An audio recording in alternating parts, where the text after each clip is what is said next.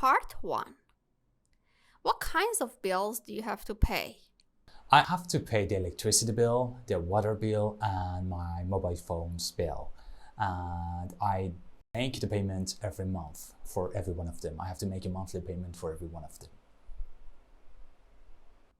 How do you usually pay your bills? In cash or by another method?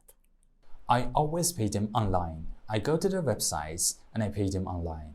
And sometimes I use the pay points inside the city. There are some machines with a computer inside that you can enter your subscription number and you have to pay. So I sometimes use them. Have you ever forgotten to pay a bill? Not that I can remember. I have never forgotten to pay any bill because I'm such a meticulous person. I always take care of details. Not that I remember, no. I've always paid my bills online. Is there anything you could do to make your bills cheaper? Unfortunately, no. For my mobile phone, which is very expensive, I have to buy a packet. And that packet includes SMS, data and everything. So there's no way of getting out of that. I can't make it cheaper. And for electricity, we already save a lot of electricity. We don't use a lot of electricity. I think there is nothing else we could do to save more. Part 2. Describe some food or drink that you learned to prepare. You should say what food or drink you learned to prepare, when and where you learned to prepare this, and how you learned to prepare this, and explain how you felt about learning to prepare this food or drink. Okay.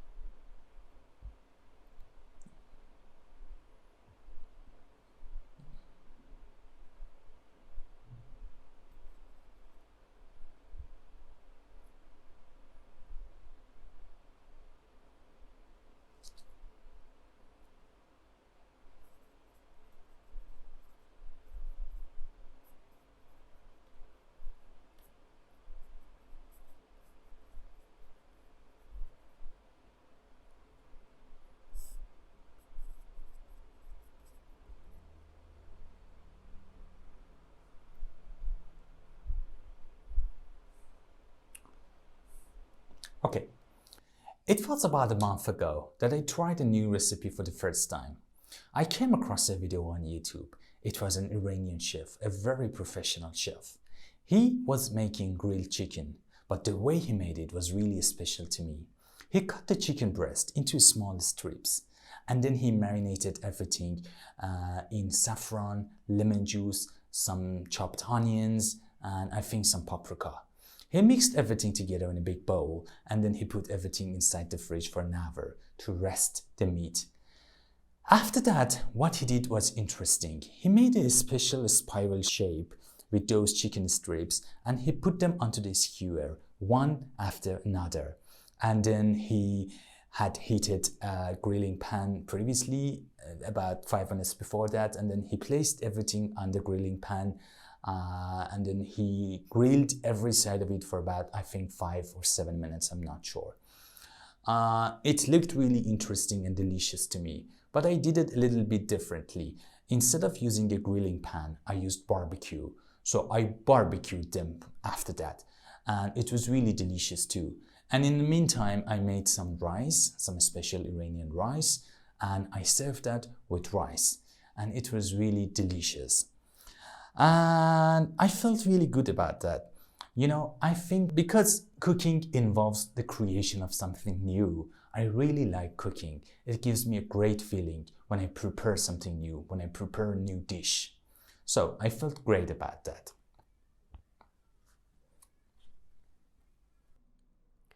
Part 3. What kinds of things can children learn to cook? I think children have to start with egg. I don't know, maybe boiled egg, or maybe a fried egg, or maybe an omelette. little by little, when they grow up, they can make an omelette because it is a little bit more complicated for them. But I think they have to start with very simple recipes, something that does not take long and something that is not really dangerous for them, something that does not involve using a knife or oil, because that would be really dangerous for them. Do you think it is important for children to learn to cook? I think yes. I think it's absolutely essential for children to learn to cook. But they have to, like I said before, they have to start with simple recipes. It's, in my opinion, such an important life skill they have to acquire. They have to learn how to cook because they have to learn to be independent. In the future, they have to learn to stand on their own 2 feet. I think that's very important, to feed yourself, not to stay hungry. That's important. Do you think young people should learn to cook at home or at school? At home or at school? I think the ideal place to learn to cook is at home because of different reasons. I think one of the reasons is that there are not enough kitchen utensils at the school, and there is not enough time spent on cooking because some foods, especially stews, take a long time to cook, and at the school there might not always be enough time to cook them. So I think it's the best idea to learn cooking at home. And on top of that, almost everyone likes their mom's cooking. So I think it's a great idea to learn at home, to learn cooking from their moms. How enjoyable do you think it would be to work as a professional chef? I think it would be amazing to work as a professional, renowned chef. Like I said earlier, when you cook, you create something new. It's the art of creation. When you create something new, when you have a lot of customers, when you're recognized on social media, on YouTube, for example, like Gordon Ramsay, or on Instagram or on TikTok, I think you have a good feeling. You believe that your art, you have put your art into practice, and you have showcased your talent, and other people in the world can see that, and other people in the world can come to your restaurant and enjoy that food. I think that's a great feeling. And on top of that, you can make a lot of money. I think that's great. What skills does a person need to be a great chef? I think they have to be an artist. In my opinion, great chefs are artists. It's the art of adding this to that, different ingredients to one another, mixing this and that, and creating something new, sometimes for the first time. I think they have to be an artist. And on top of that, they need to be able to design their food, because it's not always about the taste. It's the design as well that makes the food appealing for customers, for many people, for me, for example. And their job is physically challenging. They have to be standing several hours during the day. I think they have to be physically fit too. How much influence do celebrity or TV chefs have on what ordinary people cook? I believe the influence they have is not really grave and it's not long lasting. Because the kind of food they make and the kind of utensils they have, are really professional, and they have every ingredient available at hand. So they can make everything, they can mix and mingle everything together really easily, and they can make everything in their kitchens. But for ordinary people, having this or that ingredient, having this herb to add to your food might be a challenge. I think they might try those new recipes once or twice in their life, but after a while, they would stop it and they would go back to the foods they have been used to making their whole life. At least it's true about me. I normally try to make something I see several times, but I only end up making them once or twice because it's difficult. Thank you. خب حالا بریم کلمات و عبارات جدیدی که من توی این اسپیکینگ استفاده کردم و با هم چک کنیم. خب این خیلی مهمه که شما سعی کنین معنی فارسیش هم یاد بگیرید، چون که شما زبان اولتون فارسی بوده و انگلیسی براتون یه زبان خارجیه. خیلی خوبه که شما هر عبارت یا هر کلمه جدیدی یاد میگیرین فارسیش هم یاد بگیرید. و هر کلمه یا عبارتی که یاد میگیرین کالوکیشنش هم یاد بگیرین، یعنی اینکه چجوری استفاده میشه، با چه چیزهایی میاد، دور و برش چه کلماتی هست و بهترین چیز اینه که اونو در قالب یه جمله یا یه کانتکست معنادار یاد بگیرین. خب چه چیزی بهتر از همین آزمونی که من الان جواب دادم؟ یعنی کلماتش رو یاد بگیرین، بعد ببین چند بار دیگه اون رو نگاه کنید و سعی کنید تکرار کنید و از حفظ کنید جوابهای منو. اگر فکر میکنین براتون خوب بود سعی کنید از حفظ کنید. خب تو پارت یک من گفتم make a payment. Make a payment. You have to make a payment. I have to make a payment online. من make a payment یعنی پرداخت انجام دادن، یعنی یک پرداختی رو انجام دادن.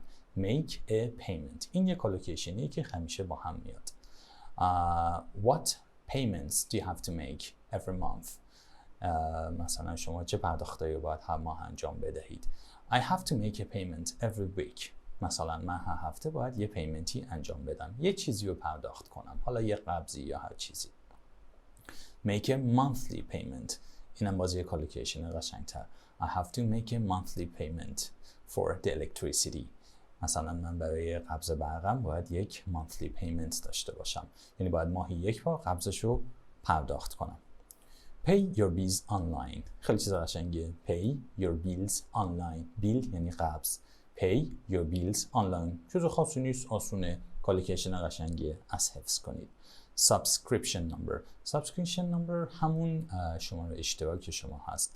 مثلا وقتی شما میخواین قبض برقتون رو پرداخت کنید یا مثلا میخواین آب رو پرداخت کنید، یک شماره اشتراک دارید، یا تلفن رو پرداخت کنید. خب تلفن که همون شماره تلفنتونه دیگه. خب به اون میگیم subscription number.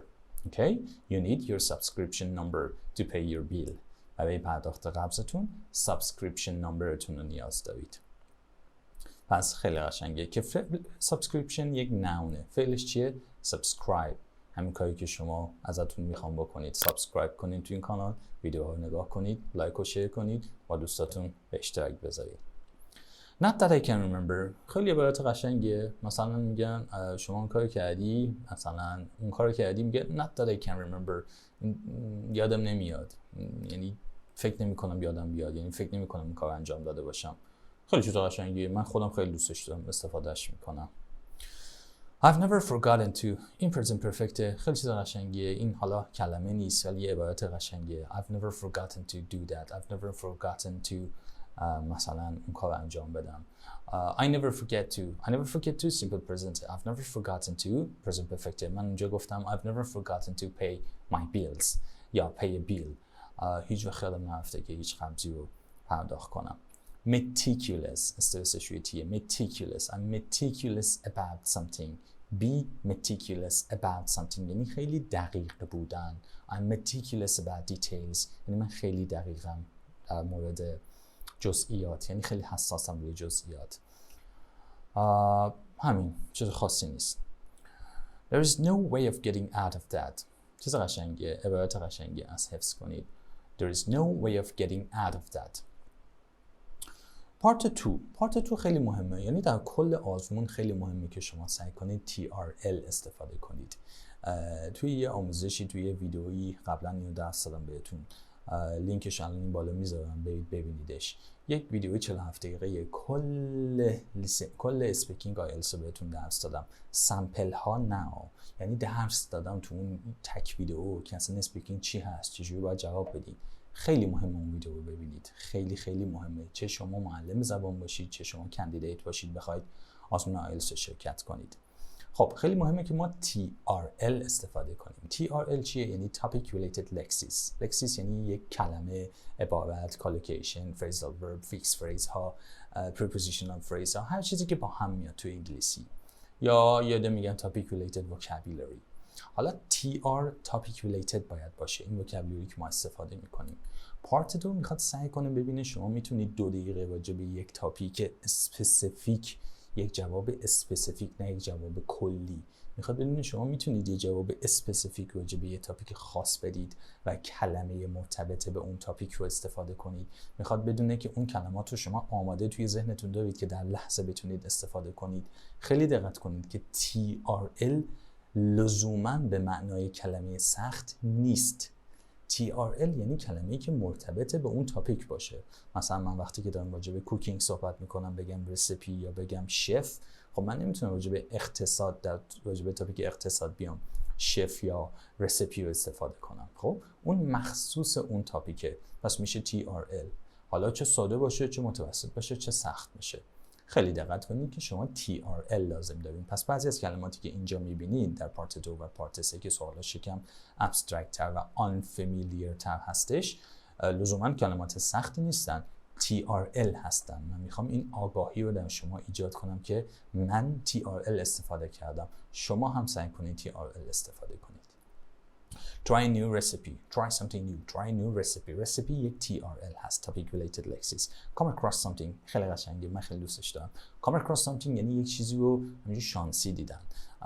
من تو جواب گفتم I came across a recipe on YouTube or on the internet. یادم نیستش. I came across یعنی همینجور داشتم مثلا تو یوتیوب میچرخیدم، یه دفعه چشمم افتاد. I came across something. یا خیلی قشنگه. شف، اوکی. شف آشپز حرفه‌ای، آشپزی که توی رستوران کار میکنه. نگین مثلا my mom is a good chef، نه.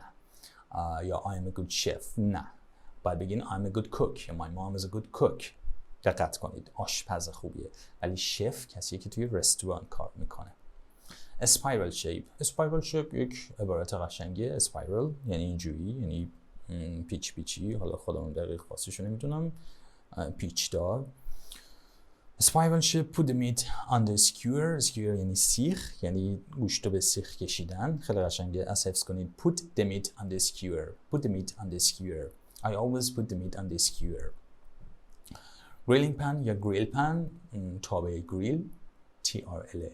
من نمیتونم این گریل پن یا گریلینگ پن رو توی یک تاپیک مثلا اقتصاد استفاده کنم یا تاپیک اجتماعی استفاده کنم. پس این برای من نمره میاره. گریلینگ پن، باربیکیو، با اینکه کلمه آسونیه ولی TRL. In the meantime خیلی قشنگه. In the meantime یعنی در اون اثنا، در طیش، در حین این که داشتم اون کار انجام میدادم. خیلی قشنگه.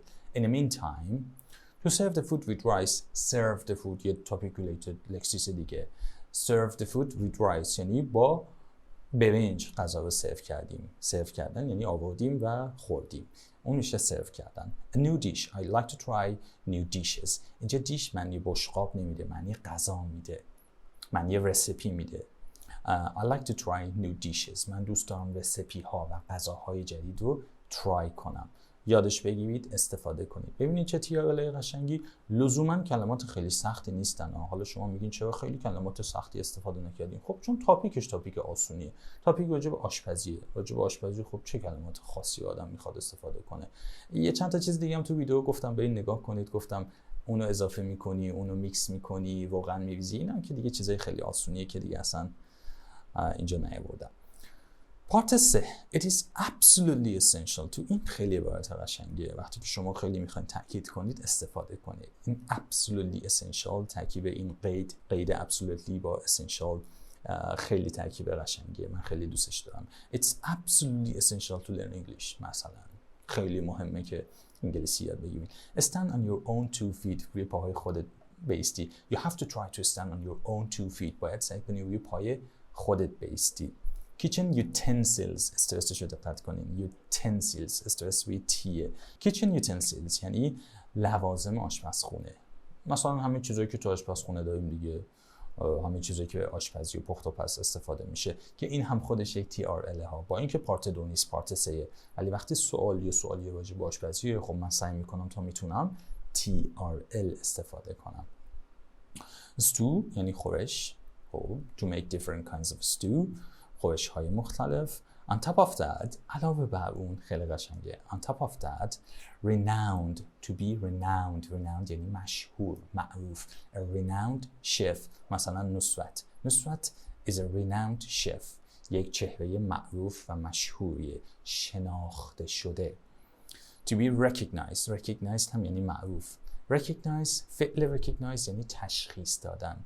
وقتی که یک ایدی میگی میشه صفت، مثل اینجا مثلا he's a recognized person, he's a recognized chef یعنی یک آدم recognize شده، شناخته شده است. Showcase your talent. خیلی قشنگه. To showcase your talent. You have to try to showcase your talent. مثلا یک استعدادی دارید، یک تالنتی دارید. باید سعی کنید اون رو به نمایش بگذارید. شوکیسش کنید. نشونش بدید به دیگران. Ingredients که خب میشه مواد اولیه، موادی که استفاده میشه که یک TRL قشنگیه. و صفحه دومش make the food appealing خیلی صفت قشنگیه. appealing یعنی جذاب. من عقیده‌ام بر این بود که توی اسپیکینگ گفتم نه تنها غذا باید خوشمزه باشه بلکه ظاهرش هم باید appealing باشه، باید جذبه داشته باشه. appealing جذاب، با جذبه. to be physically challenging یعنی یک کاری که فیزیکی سخته. خب مثلا کار معلمی is mentally challenging، منتالی سخته. حالا لزوما کار فیزیکی نیست. کار معدن یا کاری که فیزیکلی چالنجینگه، یا کاری که تلاش فیزیکی زیاد میخواد. یه آشپز کارش به نظر من فیزیکلی چالنجینگه، چون همش باید سرپا واسه، همش باید کار انجام بده، این و اون بره. کار خیلی سختیه به نظر من. And they have to be physically fit یعنی اینکه بدنشون روی فرم باشه، یعنی باید بدنشون روی فرم باشه، آماده اون کار سخت باشن. To be grave. The impact is grave. مثلا ما میگیم impact، تأثیر یه چیزی خیلی زیاده، سنگینه، عمیقه، زیاد، خیلی معنی زیاد میده. grave معنی زیاد میده. The impact was grave یعنی تأثیرش خیلی زیاد بود. To be long lasting یعنی طولانی. مثلا smoking might have long lasting effects on your health. سیگار کشیدن تأثیرات بلند مدت، تأثیراتی که در دراز مدت میمونه و در دراز مدت خودشون نشون میده روی سلامت شما داره. long lasting effect ما میتونیم بگیم long lasting effect. have something available at hand. خیلی قشنگه. available at hand یعنی که دم دستت باشه. مثلا اونجا گفتم professional chefs they have all the ingredients available at hand یعنی همه چی دم دستشونه، نمیخواد برن دنبال بگردن. نمیدونم برو سینمن بیار، حالا برو نمیدونم مارچوبه بخر بیار، حالا برو اینو بخر بیار. خیلی سخت میشه تو خونه بخوای این رسیپی هایی که به نظر من اون رسیپی هایی که اونا درست میکنن رو بخوای درست کنی. برای همین کار اونا خیلی راحته. because they have everything available at hand همه چیز دم دستشونه. نمیخواد هی دم به دقیقه برن اینو بخرن اونو بخرن که میخوان مثلا یه غذای 10 دقیقه‌ای درست کنن. mix and mingle خیلی قشنگه. mix and mingle با هم میکس میکنن، خیلی قشنگه. اینو با اون میکس میکنن، اضافه میکنن، قشنگه. mix and mingle از حفظش کنید، استفاده کنید. ordinary people یعنی نرمال، یعنی عادی، مردم عادی. ordinary people. herb تلفظ آمریکاییش herb، تلفظ بریتیشش herb. هر دوتاش درسته. فقط شما باید کانسیستنسی داشته باشین در اسپیکینگتون. شما نمیتونید یک کلمه بریتیش تلفظ کنید، یک کلمه امریکن تلفظ کنید. اگر ترجیحتون اینه که بریتیش تلفظ کنید، خب همه چیزو باید بریتیش بگید. همه کلمات و حتی لهجه‌تون هم باید سعی کنید به سمت بریتیش پیش بره. ولی اگر دوست دارین امریکن صحبت کنید که به نظر من راحت تره برای ما ایرانی‌ها و من شخصا ترجیحش میدم، دیگه باید همه چیزو امریکن بگین دیگه. خیلی دقت کنین روی تلفظ کلمات، هر کلمه ای که یاد بگیرید. فرق بریتیشش چیه، امریکنش چیه. خیلی کلمات محدودی هستن که تفاوت دارن، ولی همونا رو هم باید یاد بگیرید. نمیتونید شما مثلا بیان بگید آقا من دوست دارم بگم herb ولی از اون ور دوست دارم بگم water. شما اگه میگین herb از اون ور باید بگید water. دقت کنید. اگه اینو بریتیش میگین اونم باید بریتیش بگین، یا اگه اینو امریکن میگین اونم باید امریکن بگین. اگر کنسیستنسی نداشته باشین در اسپیکینگتون و حتی در رایتینگتون، چه خوب شد یادم اومد، حتی اگر در رایتینگتون در کلماتی که استفاده میکنین در اسپلینگ امریکن و بریتیشش اگر کنسیستنسی نداشته باشید، یه جا بریتیش بنویسید مثلا OU behavior با OU بنویسید، یه جا بدون U بنویسید امریکن بنویسید، ازتون نمره کم میشه. چه در پرونانسیشن در اسپیکینگ و چه در اسپلینگ در رایتینگ باید کانسیستنسی داشته باشید. اگر کانسیستنسی نداشته باشید ازتون نمره کم میشه. herb گیاه، herbal medicine مثلا گیاهان دارویی. اوکی؟ herbal medicine. end up doing something خیلی قشنگه. تو فارسی حالا یه مدل دقیق براش نداریم، یعنی که در نهایت اون کار کردم. I ended up eating at home. I wanted to go to a restaurant last week, but I ended up eating at home. در نهایت میخواستم من یه رستوران، اما در نهایت کاری که کردم اینه بود که تو خونه غذا خوردم. دقت کنین اگر فعل میخواین بعدش بیارید باید فعلش آینجی بگیره. I ended up eating at home. خیلی دقت کنید. خب این تیکه رو به نظر من چند بار نگاه کنید و تکرار کنید. این کلمات رو برای خودتون چندین بار تکرار کنید که تلفظش رو یاد بگیرید. معانیش رو تو دفتر برای خودتون بنویسید. جملاتی که من گفتم رو بنویسید یا حتی جملات خودتون رو بنویسید و ازتون میخوام که اگر جمله خوبی به ذهنتون میرسه توی کامنت ها بنویسید و اگر مطمئن نیستین من بهتون فیدبک میدم. جملتون رو تصحیح میکنم که آیا این درسته یا نه این درست نیست. براتون تصحیح میکنم. اگر خواستین با هر کدوم از این جمله بنویسین تصحیح میکنم براتون. و ببین ویدیو چندین بار ببینین. بعد از اینکه کلمات رو یاد گرفتین بریم ویدیو چندین بار نگاه کنید و سعی کنید تکرار کنین بعد از من. خب به این کار میگیم شادوینگ. همونجوری که من میگم شما هم لب و دهنتون تکون بخوره، نه اینکه تو دلتون تکرار کنید. لب و دهنتون تکون بخوره که یکم فلوئنسی به فلوئنسی هم برسید. یعنی هم کلمه خوب یاد گرفتین، هم معنیش رو بلدین، هم یه جواب خوبی دارین به اون سوال میدین و هم دارین فلوئنسیتون رو تقویت میکنین. یه پکیج کامل. اگر سوالی دارین در کامنت ها بنویسید، حتما جواب میدم. اگر فیدبکی میخواین بنویسید، جمله‌ای بنویسید، هر جمله‌ای میخواین بنویسید، من فیدبک بهتون میدم. و چندین بار این ویدیو رو نگاه کنید. یادتون نره سابسکرایب کنید، به دوستاتون هم معرفی کنید. وقتتون بخیر.